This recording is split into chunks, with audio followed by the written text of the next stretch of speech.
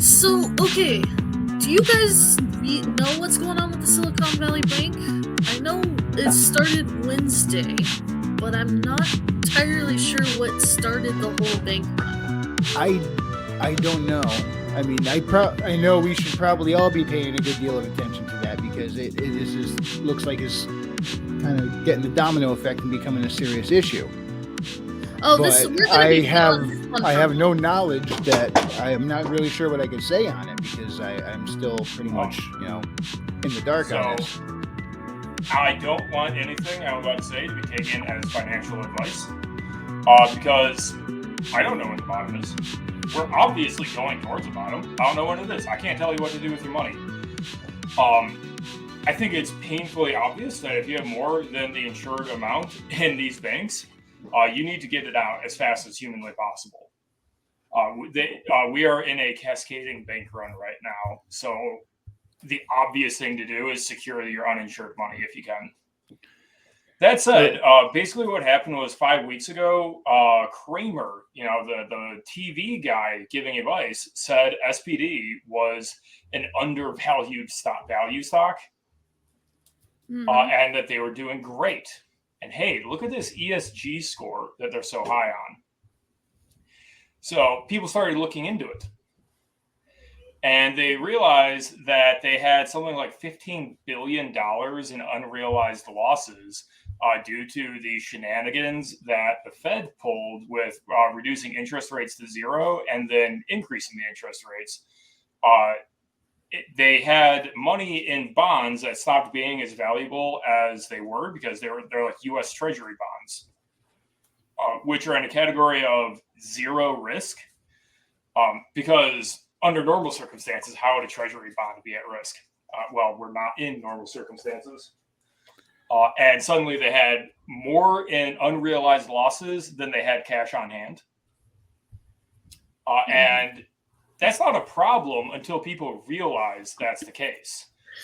Because only the first people in line get their money out in that case. If no one gets in line, there's no problem. But if anyone gets in line, everyone else loses. So the bank run itself is what causes the problem. I mean that's not what caused the problem. That's what sets it off. The bank run is why inappropriately behaving banks go under. You can't just say, "Oh, just let the bank, spend everyone's money on failed left-wing political activism." Let them just spend millions of dollars on increasing their ESG score. What's going to be wrong? As long as we don't need the money back, it's not a problem, right? So what I understand is some sort of business report came out Wednesday. I don't know stocks and trade well enough to know exactly what this means, but so I looked up the number because I remember it being substantially huge after listening to the reports. According to the report, they would have to sell $200.25 billion in new shares to plug a hole in what's in the finances.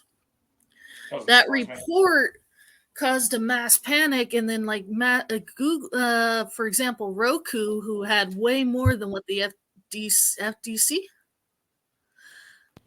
whatever the banks, the Federal Bank Reserve is the amount that the Fed covers. But that's 250,000, I believe, right? Yeah. Which means most people in the bank are going to be insured, but any business, because this is a Silicon Valley regional bank. Okay, if you employ 10 people making $80,000, you have more than that in your bank account to cover your rolling payroll. A lot more than that. So it's the small businesses that are going to collapse because all of a sudden they can't pay their employees. Well, from what I understand, also, like I said, I am not a banker. I'm going off of what I understood from news and what I have in front of me because I had to look it up because I don't want to give false facts. But companies like Roku and stuff had a ton of uninsured money in there because they went well over the amount per account. And then so all those bigger companies caused a bank run. And so like people like Etsy and sellers on Etsy won't be getting paid or anything because Etsy's pretty much froze all of their selling or giving money back to their vendors. And then a lot of the smaller shops are. Etsy always struck me as like the worst way to try and make a buck. So I don't think it's a big loss if we lose Etsy. Mm-hmm.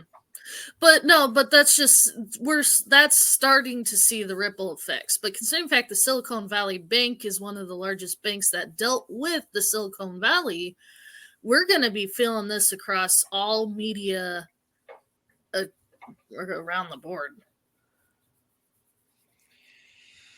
Okay, so here's the real question. Am I going to have to write Infinite Money Glitch 3 based on SPD? You might have a chance. If you ask me, the answer is absolutely yes. Based on whatever, I don't care. Write it. So book 2 is going to be about Venezuelan hyperinflation. That's going to be great. I don't have plans for 3, but if our financial overlords keep giving me this material, who am I to say no? Yeah, King Bob says do it. No, there's a lot of, but here's the more go float. Here's the more interesting. There's a lot of stuff they're not saying either.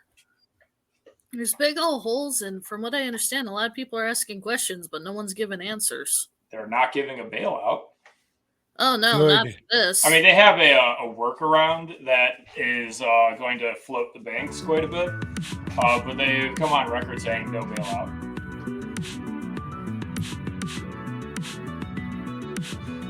Thankfully, like, who was it that said that?